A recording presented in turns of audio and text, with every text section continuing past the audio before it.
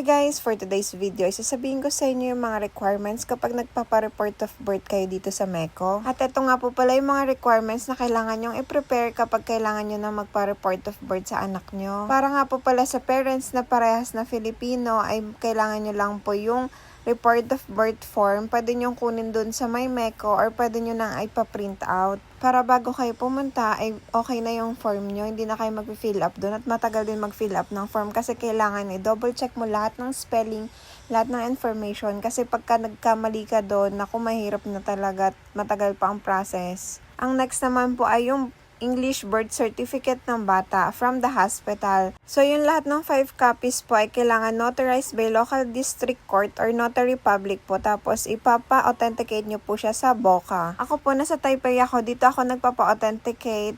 Tapos, dito naman po yung address ng BOCA or Bureau of Consular Affairs po. Magkaiba po kasi yung address ng MOFA and BOCA. So, kapag magpapa-authenticate kayo, dapat pumunta kayo dun sa BOCA.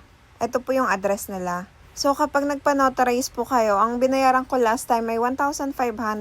5 copies na po yun. Ang prices po ay depende kung saan kayo nagpa-notarize po. Itong pag-share ko po ng prices ay para may idea lang po kayo kung magkano yung magagastos nyo if ever. So, kapag notarize na po yung documents nyo, pumunta na kayo dun sa BOCA para magpa-authenticate. 400 po kapag original, tapos 200 naman kapag photocopies yung document. Per piece po yun ha. 2 working days nga po ay pwede nang release yung authenticated documents nyo po ng BOCA. And then, kung gusto nyo naman magmadali, meron silang expedite po. 600 naman po kapag original and then 300 kapag photocopy po per piece doon kapag expedite yung gusto nyo. 1 day waiting lang po yun. And please remember, kailangan notarize muna yung documents nyo bago nyo ipa-authenticate po. Ang next naman po na requirements ay PSA copy ng marriage certificate ng parents ng bata po. Kailangan ng 5 kopya, isang original, 4 na photocopy. No need na pong ipa-notarize and ipa-authenticate yung marriage contract ng parents. Just photocopy, 4 na peraso and isang original. And then yung pang-4 na requirements ay yung Philippine passport ng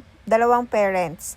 5 copies po ang kailangan. Yung biodata page po. Kailangan dun sa may passport, may signature na part doon. Yung ng data page, yung side niya, kabilang side. So guys, kailangan, bago mag 1-year-old ang bata nyo, mas maganda, i-file nyo na ng report of birth nila. Kasi kapag lagpas na sila ng 1 taon, kailangan nyo na magbayad ng delayed of report.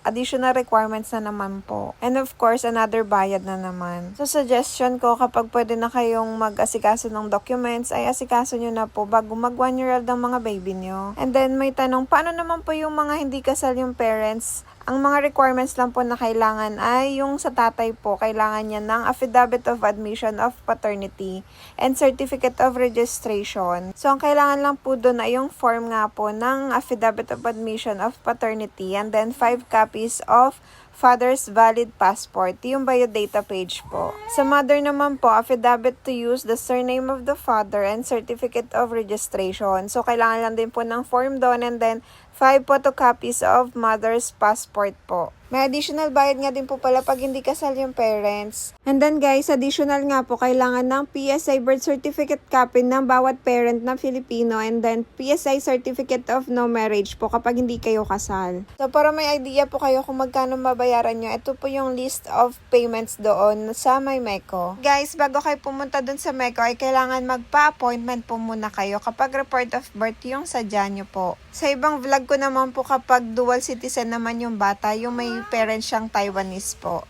So hanggang dito na lang guys. Sana nakatuloy yung video ko na to para mapadali yung process nyo, yung pag-prepare nyo ng documents nyo. Mga need magpa-authenticate ay panoorin nyo yung vlog ko na to. Ito po yung nasa screen. Nandun yung lahat ng information kung paano ba pumunta sa BOCA at kung paano mag-fill up ng form doon. Kung paano magpa-authenticate po. And please don't forget to like and follow and share this video sa mga alam nyo kailangan po ng report of birth na requirements. Bye-bye!